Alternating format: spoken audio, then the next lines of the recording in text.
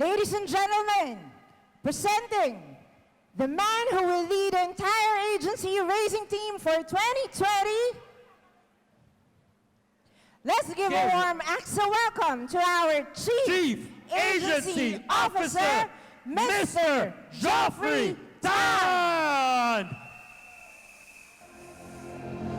Work it, make it, do it, makes us.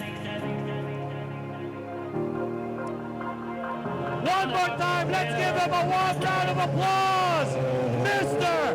Geoffrey Tan!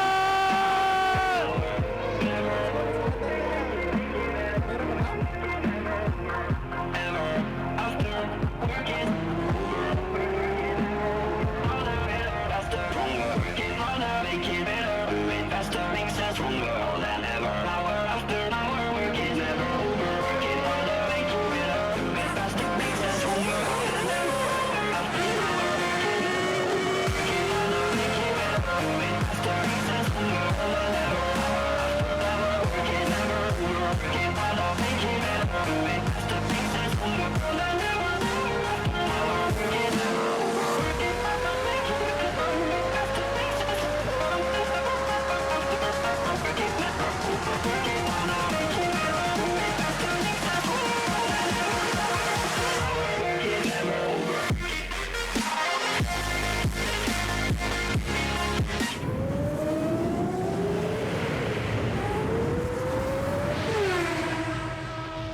Our Chief Agency Officer, Mr. Geoffrey Tan!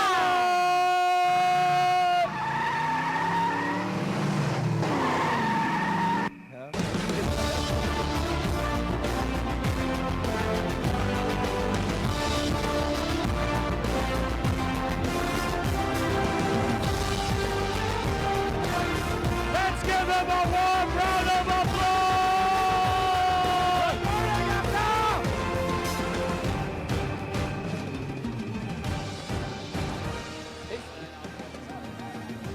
Good morning, AXA! What an awesome kickoff this 2020. Right? Look at all the people in the room. Tingnan niyo yung katabi niyo. Right? Awesome! This is the largest contingent we've ever had. We have close to 1,500 people here in SMX for the agency kickoff this 2020. Ang hirap din pag when you are coming on stage just after the professional speaker. Diba? Ang dami niyang shinare na napakaganda. I like the part at the end when he says, the secret of success is yes. Diba? Ano yung yes? You equals success.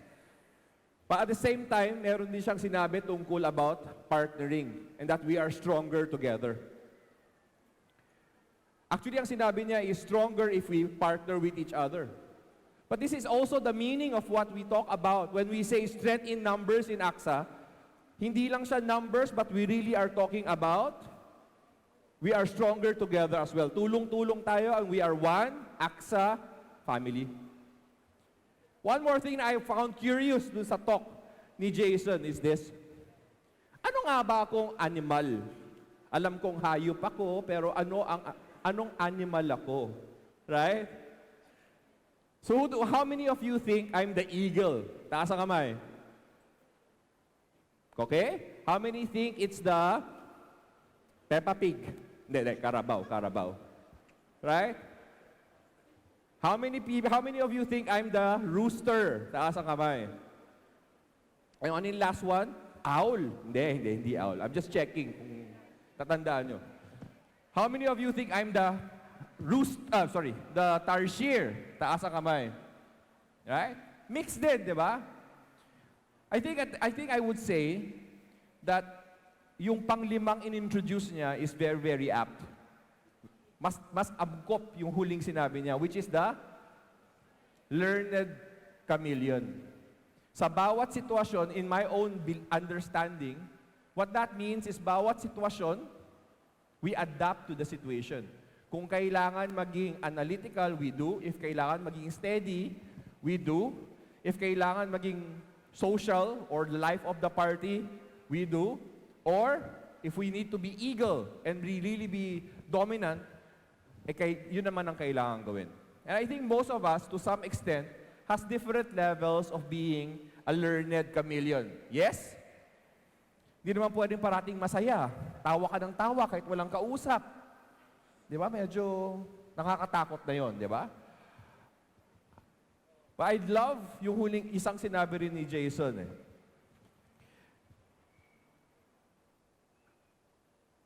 When he said this, parang niisip ko, ako ba yun? Kasi he says, favorite P word, powerful. Favorite song, My Way. Parang inisip ko, ako yun ah. Tinitignan ko yung mga tao ko eh. Yung ba ang iniisip nila about me? Maybe, right? But the reason why I'm bringing up Jason also in my own talk is because I feel that ang dami niyang sinabi that is also very, very true or appropriate sa atin, that we are stronger together and that we have to partner each other to really accomplish greater and greater success. And it's about belief. It's about belief. What was the thing about self-esteem, di ba, and belief? And for me, it is not about just the jobs that we do, because tatlong klase daw ang tao. People who go to work because of a job, they think of it as a job, or people who go to work because they think of it as a career, and the third type of people is the people who think about it like a calling. And this year of 2020, guys, this is my 15th year with AXA Philippines this coming May of 2020. One of the things na sinabi niya is, don't follow your passion. Thank you, my Don't follow your passion. Diba? The passion follows you. Put in your 100% today wherever you are. And that's very, very powerful. Wherever you are there. But I jokingly say that. Wherever you are there. If the problem is you are there. Diba? But at the same time, if you are there already, put in the 100% of the effort that you can. Because your calling follows you. And in an AXA agency, we always start with our golden circle. Year after year, I always share the golden circle because I believe in this. Na ang importante sa atin is we need to have a strong why. Regardless kung ano ang ginagawa natin, yan ba ay work, family, we have to always start with the why. Bakit natin ginagawa ang isang bagay? We have to focus on the bakit and the why and not on paano and ano at papaano. What or how. We have to always think bakit or why at hindi paano o ano or papaano. And in AXA, all of us, our belief is that we believe we can build the best agency in the country and leave a lasting legacy of a high-performing team. We do this by partnering. Katulad nga ni Jason, sabi ni Jason kanina, by partnering with all of you so that we can become the most professional agency in the country. Not because we say we are professional, but through the eyes of our customers. If we focus on what the customer needs and wants, that's how we can truly say that we are the most professional agency. And I believe that we are on the right track, and this is the right thing to do, to build the best agency, to becoming the most professional agency. And we focus on that. We focus on that. And that should be where we always start. Kayo, para kanino ba kayo gumigising? What's your motivation? Do you consider what you do a job, a career, or a calling? And once you accept or realize for yourself deep down that's what you're doing is a calling, then any success is within your reach. Any hirap, any pagod is easy to overcome. Tao lang tayo, napapagod tayo, we have physical bodies. But the recovery is easier if it's because it is your calling. I was young once. And in my first job, when I was 19, I find every reason not to go to work. I will admit that to you. In my first job, and that's where I met Danny Olanday. My first job, a short 23 years ago, 24 actually, I find every reason not to go to work.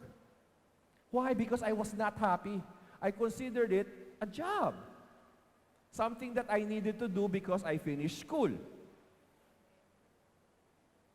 But at the end of the day, fast forward 24 years, and today, sitting here, standing here in front of all of you, with AXA, this is my 15th year. And I am proud to say, because I consider what I do a calling. I want to be here. Baliktad na ngayon. I don't find reasons not to go to work, but now I find reasons to go to work every day. May sakit na, papasok pa din. May ashfall, anong ashfall? We go to work. No ifs or buts about it. But if you have that as a calling and you believe what you do is important, then anything is possible. Are you with me? It's up to you to decide what you want to do and what you are doing. But when you are doing it, if you have decided to do what you're doing, do it well. Everything worth doing is worth doing well. If not, don't do it at all. Some of the things that we will need to focus on is that we have to ensure that we are masters of financial needs analysis.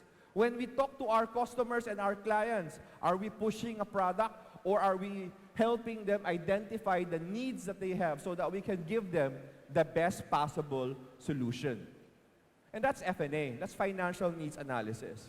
And you'll be surprised at how much people need your help, need our help in providing them sound financial advice. They may be great doctors, they may be great dentists, they may be great architects, businessmen, lawyers, whatever they do. They are great at what they do. But a lot of people sorely needs the advice of a very good financial advisor. I tell you, my brother's a doctor. And you think, because he's a doctor, he's very well educated. But it comes to money matters. Honestly, guys, he needs my help. Because there are great doctors, but they're not great financial planners. They just know it's important to earn money, and they're great at it. But they need you. But if you do not do it, they will look for that advice elsewhere. Do you agree? Because they always need advice. What we do is important, and we need to help them do that. We have to help them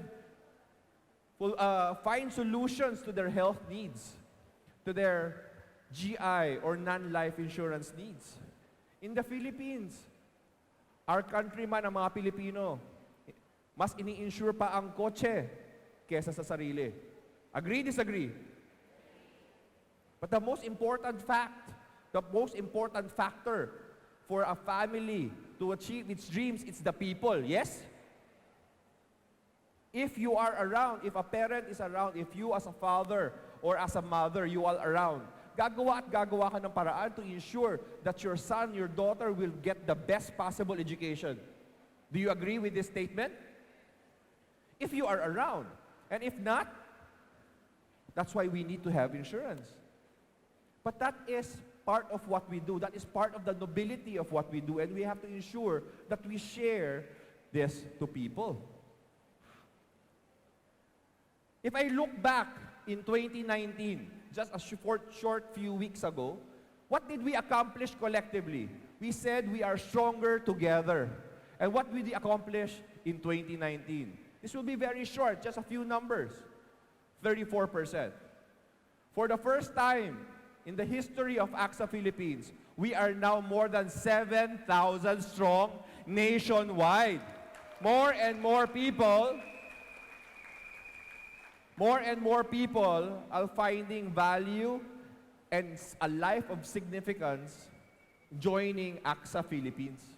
Because what we do is truly important. which is truly needed by people.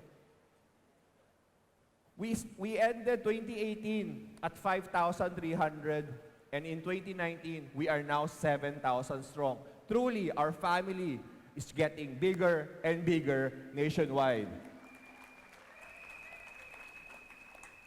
We used to do kick-offs in rooms like this na ang kailangan lang is only these 2 rows. These 2 rows. And then, naging 4 rows, and now 6 rows. I want to give Lizelle a problem that in the future, we need both floors. Hindi buong second floor, ha? I want to give Lizelle the problem na come a time, 2 floors na ang kailangan. Paano yun? Isa lang yung speaker. Paano yun? 2 floor. Yan ang mga problema ang gusto nating ma-encounter. Yes? Our family is growing and growing, and I believe that you are in the right place to live a life of significance, to help people fulfill their dreams in their future. 800 million. What is 800 million?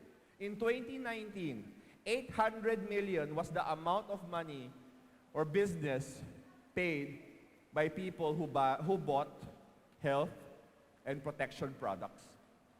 Health and protection products is what people are looking for today. Things like investment, savings, single premium.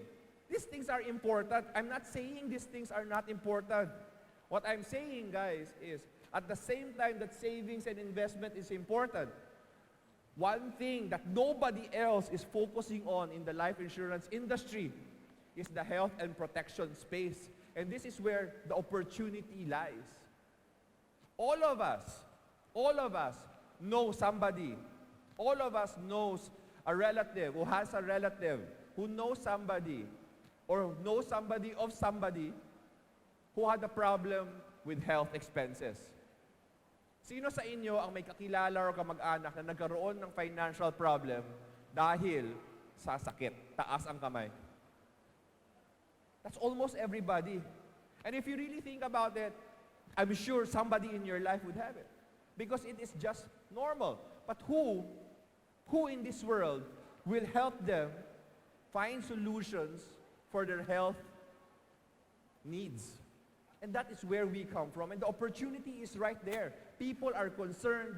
People are looking for it. And it's up to us to give them that solution.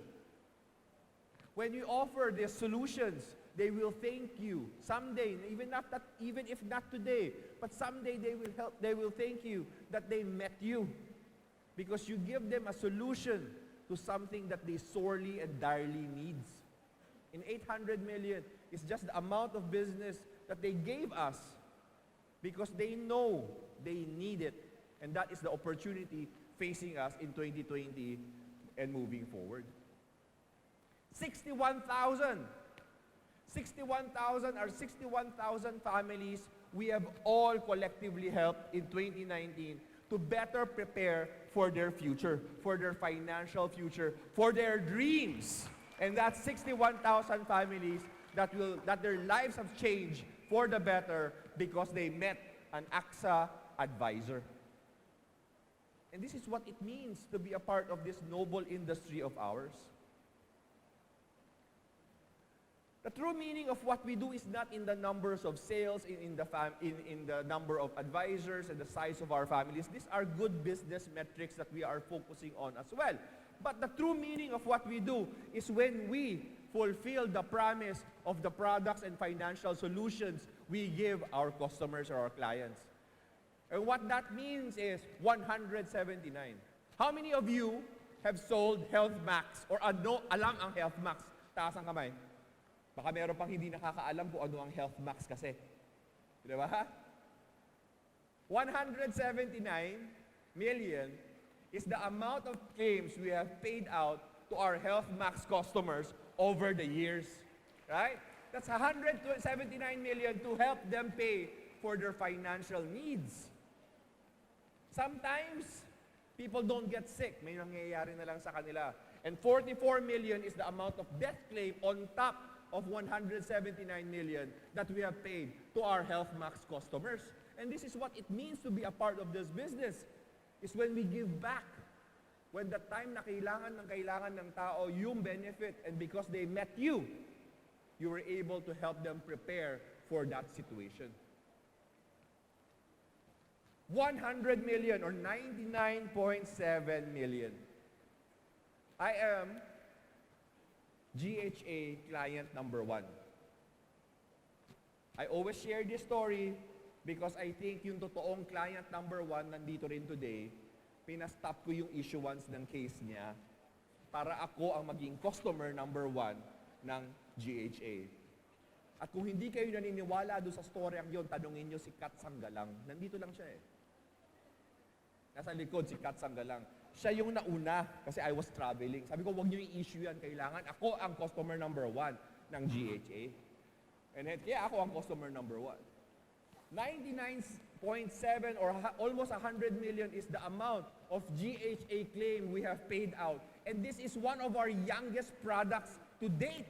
And we've already paid out almost 100 million in claim for GHA. And this is what it means to be a part of this noble industry. It's not how much we sell, and that's good business. But the true essence is when we are able to give back the promise that we gave to our customers. Yes? Nobody wants to get sick, yes? Nobody wants to die young. Yes? Nobody wants to have this illness. But it's better to be prepared rather than when the time comes, we do not know what to do. I read somewhere, guys, that the average family, not even Filipino family, but globally also, that an average family is only 1 to 2 confinement away from bankruptcy. Think about that. Think about that. 1 to 2 hospital confinements to bankruptcy. You may be okay today, you may be comfortable today, you may be living your life today, but it's only 1 to 2 confinements away from bankruptcy. That thought should scare you. When I first read it, it scared me as well. Imagine that. You could be saving all your life, you could be putting money aside for a rainy day, but ultimately it's just 1 to 2 confinements away. And this is the solutions that we can provide our dear customers. And look at that. I added the statistics on illnesses. 50% of our Health Max claims are actually because of the dreaded C. What is the dreaded C? Cancer. I don't know why, but it's more prevalent now. Mas kalat, mas maraming taong nagkakaroon ng sakit na cancer. Hindi ko alam kung totoo ba yon or dahil lang sa social media, mas nalalaman natin. Because dati, yung mga kamag-anak natin na hindi na natin nakita for 20 years, hindi na natin nalalaman. Now, we get to find out because of Facebook. I don't know if it's really more, but I do hear about it so often. And 50% of our claims are from the dreaded C. And when you have an illness like that, 1 to 2 confinements is all it takes to really suffer financially. And that's part of our noble purpose. To help them save and invest for the future, but also to be able to cater to their health needs. Are you with me, guys? That's a noble purpose. And you may find your true calling elsewhere. After a year, 2, 3, 10 years, you may decide to move on and away from AXA. And that's part of life. But imagine one day you bump into your client and you may have forgotten him or her already, hindi mo na siya natandaan, but he will hug you and say, uy, alam mo ba, remember, you sold me this Health Max, this GHA. I was able to use it, and so I'm so thankful to you because of that policy, it really helped me recover from my illness because I don't have to worry about the financial bills of my confinement. How would you feel if that happens to you? How would you feel if it happened to you? People thanking you for what you have done. And this is what it means to be a part of our noble industry. Can everybody read this all together? The future belongs to those who believe in the beauty of their dreams. Can we read it again a little bit louder? 1, 2, 3.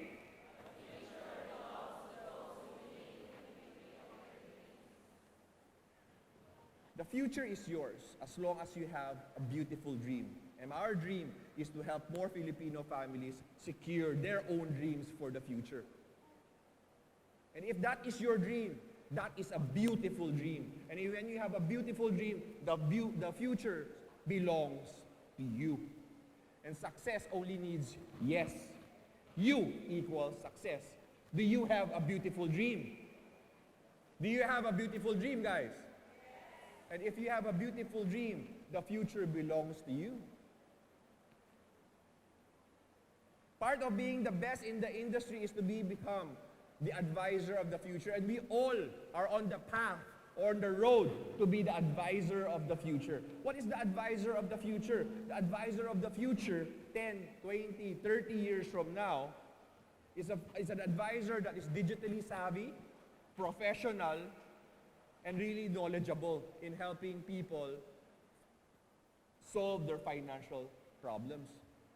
And that is being part of the advisor of the future. Whether that is investments, savings, non-life or GI, health, kung ano man yan, that is part of the advisor of the future. There was a time na ang paboritong product ng AXA agency was only Health Max. That 80% of the business was, not Health Max, Life Basics.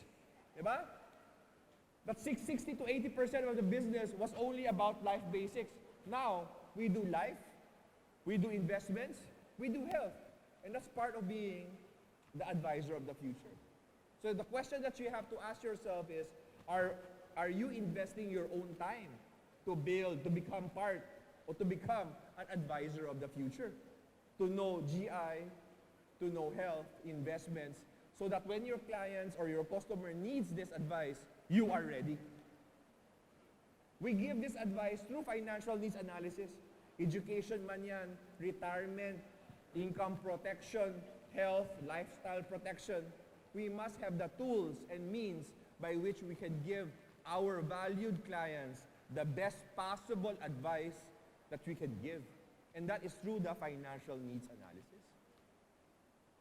And when you do that, there will come a time that your clients will call you. Hindi mo na kailangan mag-prospect but they will call you. And they will tell you, may i-refer sila sa inyo. How many of you have experienced that already? Na tinatawagan na kayo ng mga past clients ninyo to refer other people because they liked or loved and appreciated the service that you gave them. How many of you have experienced that already? Na kayo pa ang tinatawagan ngayon. Taas ang kamay. Right? Look, everybody look. Keep your hands up. Keep your hands up. Everybody look at the people around you. It takes time. Thank you very much, guys. It takes time and effort to build the credibility to be the advisor of the future. When there come a time that you are known to give financial solutions and not just sell or push products, there will come a time that they will actively seek you out because your advice is valuable to them. And when that happens, your health business, your case count will automatically and always be up and high. That's why we always promote apat dapat. Because at the end of the day, our dream, our beautiful dream, is to help more Filipino families secure their dreams for themselves. That's why the future belongs to us, because our dream is truly beautiful. As a result of that, there is a lot of opportunities out there. Opportunities that is only up to you to go out there and grab it. We have a lot of opportunities. There is no competitor who is taking the health and protection space as seriously as us. We are in the #1 position. We have GHA. No other product can match GHA. We have products that are already in their second or third generation. But that opportunity is always there. But the question is, are you ready? Are we ready for that opportunity? Because opportunity waits for no one. The question is, are we all ready for that opportunity? Are we taking the time, effort, and commitment to focus on our own success by prepare I believe that together, tulong-tulong tayo, we can help each other become more successful. Diba? Everybody point to the sky, magbilog-bilog tayo. Right? Kaya, di ba? Ay, yung square, ginagaya ko lang si Jason kanina, di ba? Yung square, hindi natin magawa. But if we help each other, we are here together as partners to build the agency of the future and the advisor of the future. We are here to help you. But we have to partner with each other. At the end of the day, we have a beautiful dream. And we have to ensure that we help each other so that we can become more successful. Everybody raise your right hand and tap the person to your right and say, you can be successful. Everybody raise your left hand and tap the person to your left. Focus on your customer.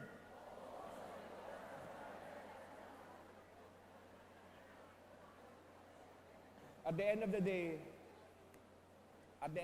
the opportunity is there. It is up to you and up to us to grab that opportunity. And 2020 will be our year. 2020 will be an awesome 2020. And 2020 will be our year. Yes! Because 2020 has lots of opportunities and we are ready. We are ready. You are ready for that opportunity.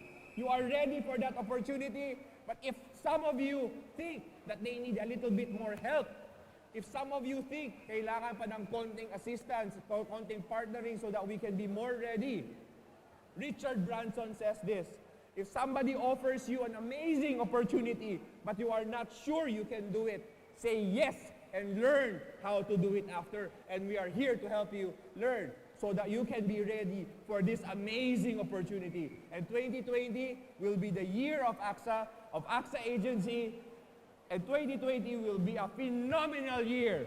Happy New Year, everybody, and 2020 is AXA.